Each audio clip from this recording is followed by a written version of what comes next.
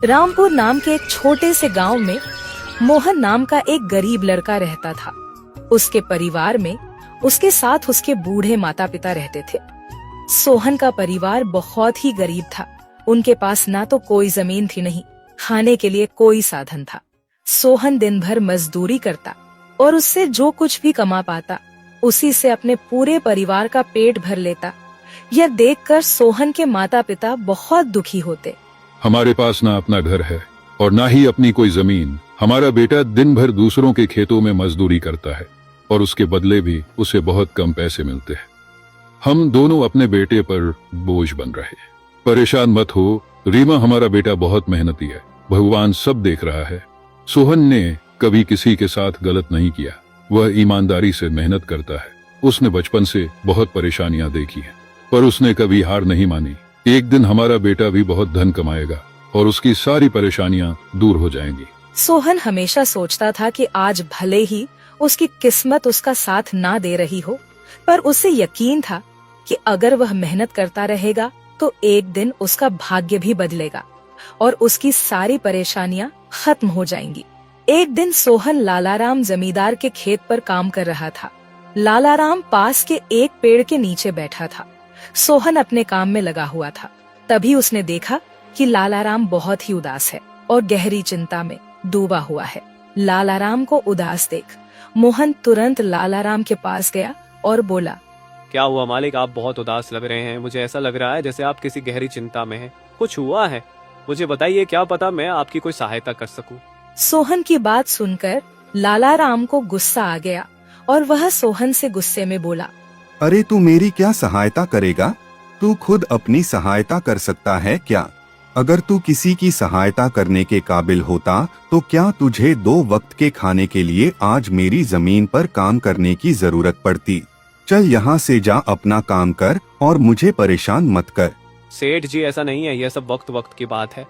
सब किस्मत का खेल है और इंसान को अपनी मेहनत पर विश्वास रखना चाहिए। आज भले ही किस्मत मेरे पक्ष में ना हो, लेकिन अगर मैं ईमानदारी और लगन से मेहनत करता रहूंगा तो किस्मत भी एक दिन मेरी तरफ झुक जाएगी। मेहनत और धैर्य से तकदीर के दरवाजे खुलने में देर हो सकती है, लेकिन मेहनत कभी बेकार नहीं जाती। मोहन की बात सुनकर लालाराम बहुत प्रसन्न हुआ।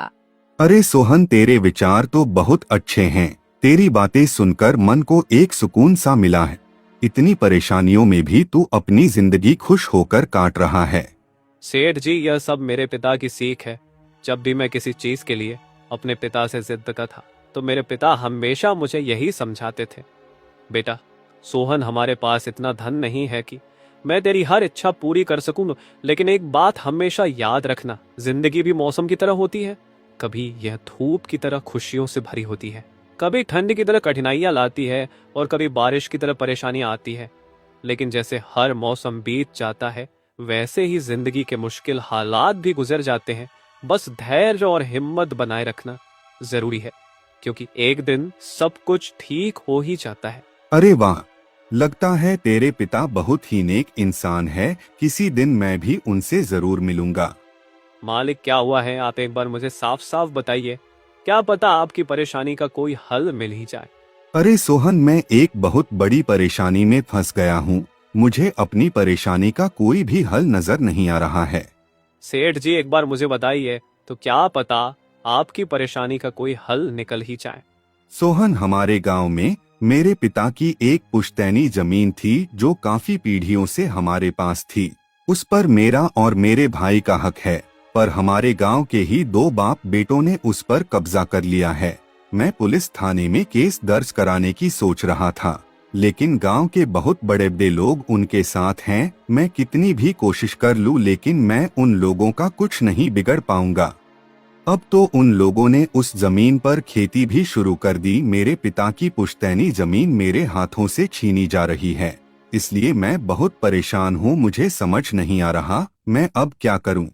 आप सही कह रहे हैं सेठ जी, अगर आप कानून का सहारा लेकर भी अपनी जमीन को वापस लेने की कोशिश करेंगे तो भी आप उनका कुछ नहीं कर पाएंगे। हाँ सोहन, अब तू ही बता, मैं अब क्या करूँ? मैं तो सोच सोच कर परेशान हो गया हूँ। मेरी पुश्तैनी जमीन छीनी जा रही है और मैं कुछ भी नहीं कर पा रहा। सोहन ने कुछ देर सोचा और कहा, मालिक आप चिंता मत कीजिए, हर परेशानी का कोई ना कोई हल जरूर होता है। अगर आप चाहे तो एक तरीका है जिससे आप अपनी जमीन वापस पा सकते हैं। अगर ऐसा कोई तरीका है तो जल्दी बताओ सोहन, वह क्या तरीका है? सोहन ने लाला राम को अपनी सारी तरकीब पूरी तरह समझा दी। तरकीब सुनकर लाला राम मोहन से कहता है, अरे वाह सोहन, तू तो बहुत समझदार है, तूने तो बहुत अच्छी तरकीब बताई है। ऐसे तो मेरी जमीन मुझे जरूर मिल जाएगी, मैं तुझसे वादा करता हूँ। अगर तेरी यह योजना सफल हुई तो मैं अपनी जमीन का एक हिस्सा तेरे नाम कर दूंगा। अरे मालिक आप ऐसा क्यों कह रहे हैं? आप मेरे मालिक हैं, आपकी वजह से मुझे अपने घर के लिए 2 वक्त का खाना मिल जाता है। आपकी मदद करना तो मेरा फर्ज है, मुझे आपकी जमीन नहीं चाहिए, ठीक है? सोहन तुम बहुत नेक इंसान हो, कल से तुम इस काम पर लग जाओ। सोहन फिर से खेत में अपने काम पर लग जाता है। अगले दिन सोहन जगत और विनोद नाम के उन बाप बेटों के पास पहुंच जाता है जिन्होंने लाला राम की जमीन पर कब्जा कर रखा था।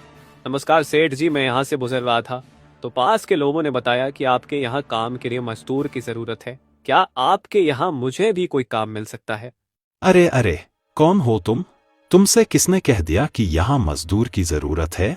यहाँ किसी मजदूर की जरूरत नहीं है। सेठ जी मैं एक मजदूर हूँ, पास ही के गांव में रहता हूँ काम की तलाश में। इधर उधर भटक रहा हूँ, हर दिन कहीं ना कहीं काम मिल जाता है, बस उसी काम को करके अपना पेट पालता हूँ। कभी खेती कर लेता हूँ तो कभी कोई मजदूरी। यह तो ठीक है, पर हमारे यहाँ फिलहाल कोई काम नहीं है। सेठ जी मैंने तो सुना है कि आप लोग इस गांव के सबसे बड़े जमींदार हैं, आपके पास बहुत सारी जमीन है, इसलिए आपके यहाँ हमेशा मजदूरों की जरूरत रहती है। इसलिए मुझे लगा कि यहाँ मुझे कोई ना कोई काम जरूर मिल जाएगा। अरे भाई, मैंने कहा ना, यहाँ किसी भी मजदूर की जरूरत नहीं है। इसका मतलब लाला राम सेठ आपके बारे में सही कह रहे थे? लाला राम ने हमारे बारे में क्या कहा? अरे कुछ नहीं सेठ जी, चलिए तो मैं चलता हूँ। सेठ जी आपके यहाँ तो कोई काम नहीं है, मैं अपने लिए कहीं और कोई काम देख लेता हूँ। सोहन वहाँ से जाने लगता है। तभी जगत विनोद ने सोहन को रोककर यह पता लगाने के लिए बोलता है कि लाला राम ने सोहन को उन लोगों के बारे में क्या बताया है। अरे भाई इधर आओ, शायद तुम्हारे लिए हमारे पास एक काम है।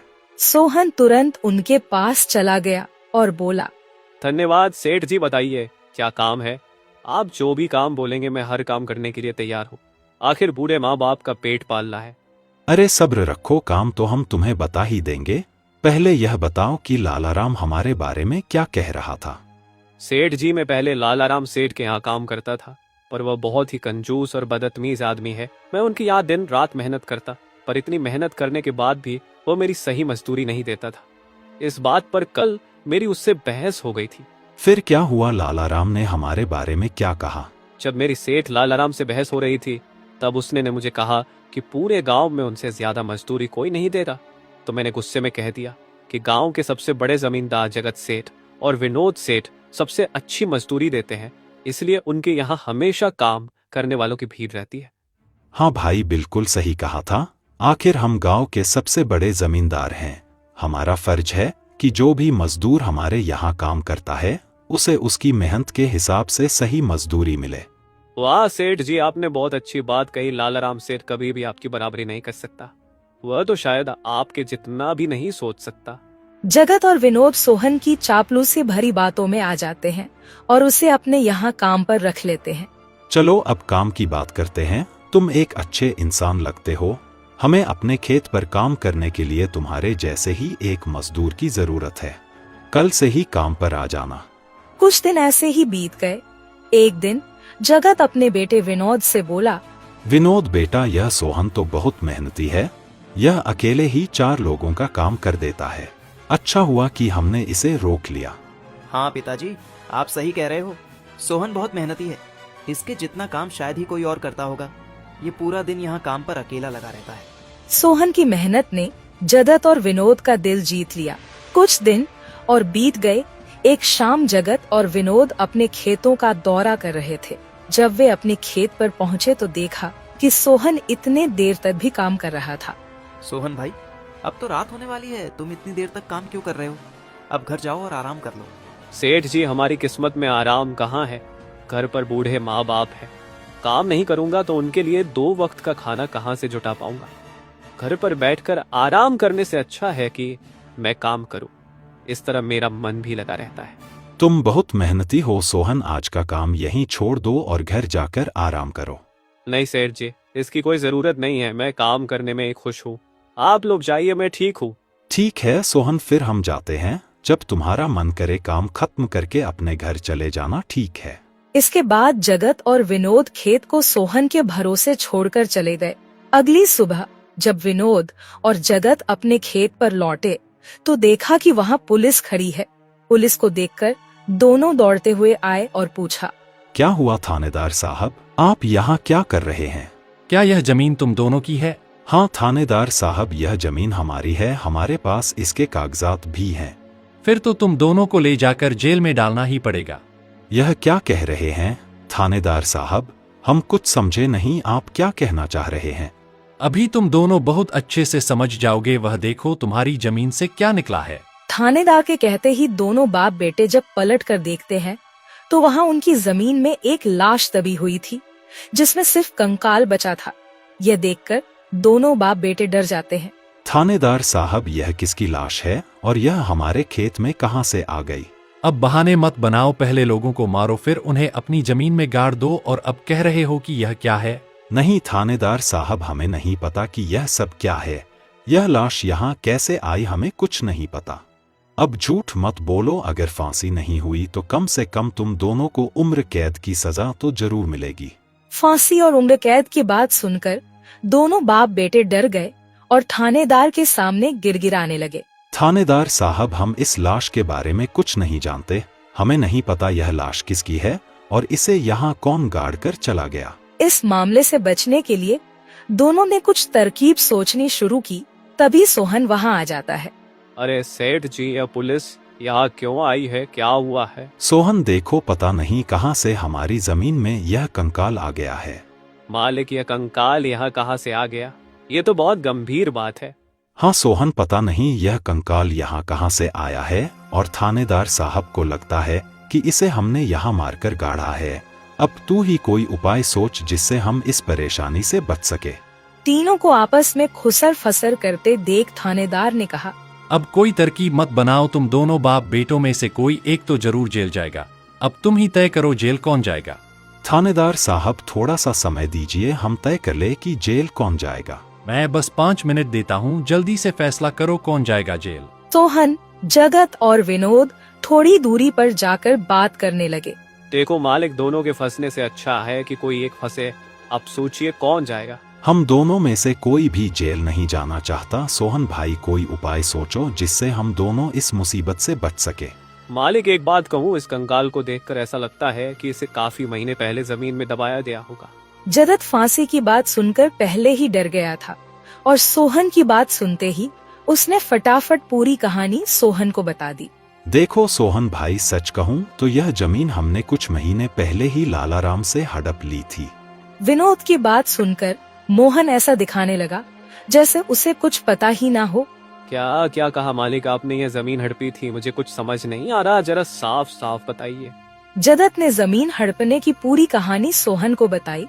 पूरी कहानी सुनने के बाद सोहन ने कहा, मालिक, मेरे पास एक तरकीब है जिससे सांप भी मर जाएगा और लायत ही भी नहीं टूटेगी। जल्दी बताओ सोहन भाई, क्या तरकीब है? तरकीब बताने से पहले मुझे यह बताइए कि आप लोगों के लिए क्या ज्यादा जरूरी है, यह जमीन या आप दोनों की जान? सोहन, इसमें पूछने वाली कौन सी बात है? हमारे लिए जमीन से ज्यादा हमारी जान प्यारी है। तो एक काम कीजिए मालिक, आप सबसे पहले जाकर थाने आर को बताइए कि यह जमीन सेठ लालाराम की है।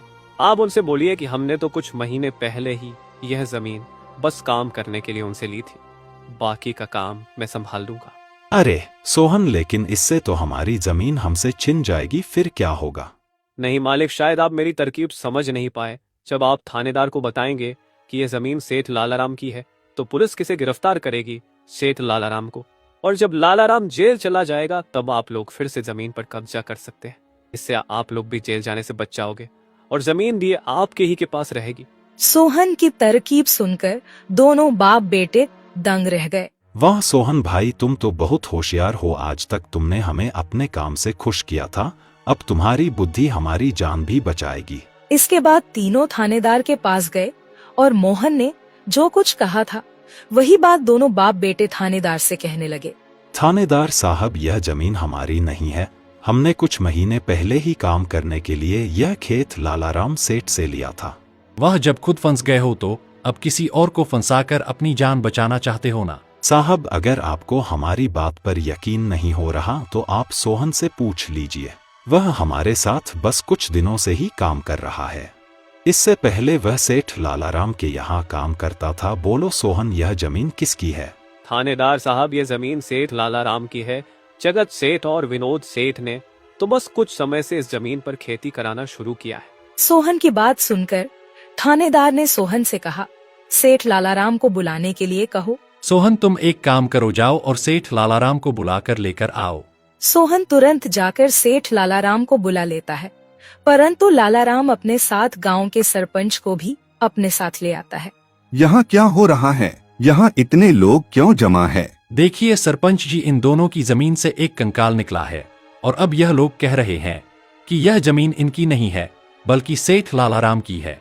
थानेदार ने सरपंच जी को पूरी कहानी सुना दी। अपने आप को फंसा देख जगत ने सरपंच से कहा, नहीं सरपंच जी, यह जमीन हमारी नहीं है। हम यहाँ बस कुछ समय से काम कर रहे हैं। आप हमारे मजदूर मोहन से पूछ लीजिए। हाँ थानेदार साहब, यह जमीन सेठ लालाराम की है। मैं कैसे मान लूं कि यह जमीन लालाराम की है? हमारे यहाँ का थानेदार तो कह रहा था कि इस जमीन पर कोई केस चल रहा है और इस जमीन पर तुम्हारा कब्जा था, और अब तुम कह रहे हो कि यह जमीन लालाराम की है। नहीं साहब, हमने लालाराम के साथ धोखा किया था।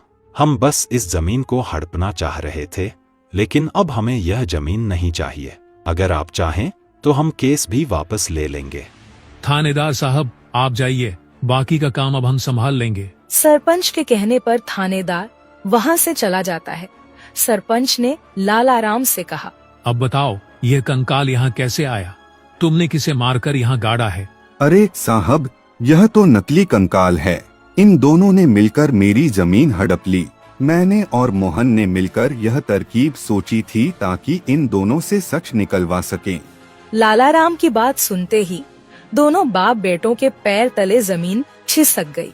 यह हम दोनों की साजिश थी, इन लोगों के मुंह से सच निकलवाने के लिए। सोहन को इस योजना में शामिल देखकर दोनों बाप बेटों को समझ आ गया कि यह सब सेठ लालाराम और मोहन की मिली भगत थी। दोनों बाप बेटों के पास अपनी गलती मानने के सिवा कोई चारा नहीं था। हमें माफ कर दीजिए सरपंच जी, हम लालच में आ गए थे। हमें माफ कर दीजिए। हम आज के बाद यह गलती कभी नहीं करेंगे और यह जमीन भी सेठ लालाराम को वापस दे देंगे। जगत और विनोद दोनों सरपंच और सेठ लालाराम से माफी मांगने लगे। दोनों को इतना गिड़गिड़ा देख लालाराम ने उन्हें माफ कर दिया। सरपंच ने भी उन्हें जेल नहीं भेजा और सेठ लालाराम ने अपना केस वापस ले लिया। लालाराम के केस वापस लेने के बाद सरपंच जी भी वहाँ से चले जाते हैं। धन्यवाद सेठ लालाराम जी, आपने हमें माफ कर दिया। आज के बाद हम ऐसी गलती कभी नहीं करेंगे। ठीक है जगत, कोई बात नहीं, मैंने तुम्हें माफ किया। बस याद रखना कि एक जमीन के टुकड़े के लिए तुम अपनों के साथ कभी गलत नहीं करना। बुरे समय में तुम्हारे अपने ही तुम्हारे साथ खड़े होंगे। जमीन का क्या है, कभी मेरी तो कभी तुम्हारी। आखिर में सेठ लालाराम ने सोहन को जमीन का एक हिस्सा दे दिया और उसे जमीन का मालिक बना दिया। सोहन, जैसा कि मैंने वादा किया था, जिस जमीन पर तुम काम कर रहे थे, आज से वह जमीन तुम्हारी है और अब तुम उसके मालिक हो। नहीं मालिक, इसकी कोई जरूरत नहीं है। याद करो सोहन, तुमने मुझसे क्या कहा था? बस मेहनत करते रहो, एक दिन तकदीर का दरवाजा जरूर खुलेगा। तो समझो तुम्हारी तकदीर का दरवाजा खुल चुका है और अब तुम भी जमीन के मालिक हो। अब से तुम्हें किसी और के यहाँ काम करने की जरूरत नहीं पड़ेगी। इस तरह मोहन ने अपनी मेहनत और बुद्धि से सेठ लालाराम को उसकी जमीन वापस दिलाई और दोनों ठगी करने वाले बाप बेटों को भी सबक सिखाया। इस तरह मोहन ने अपनी मेहनत और चतुराई की मदद से अपनी फूटी किस्मत बदल दी और अब वह भी एक बड़ी जमीन का मालिक बन गया था।